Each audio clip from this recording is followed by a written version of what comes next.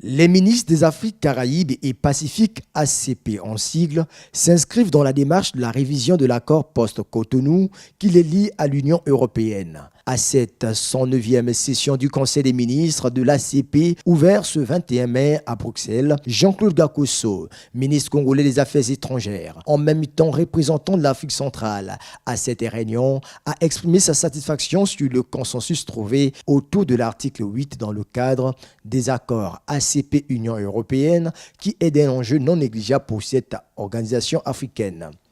Et nous avons estimé que cet article était complètement désuet.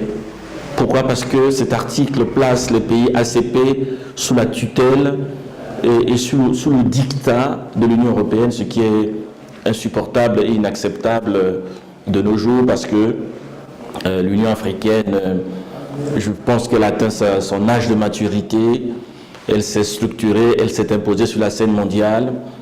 Les pays africains doivent être considérés avec plus de respect. Et ceux qui se posent toujours en donneur de leçons devraient de temps en temps songer à balayer devant leur propre porte. Il est prévu au terme de ces retrouvailles la 44e session du Conseil des ministres ACP-Union européenne les 23 et 24 mai 2019 pour aborder les questions de négociation au sein de cette union et examiner l'état d'avancement du processus Brexit.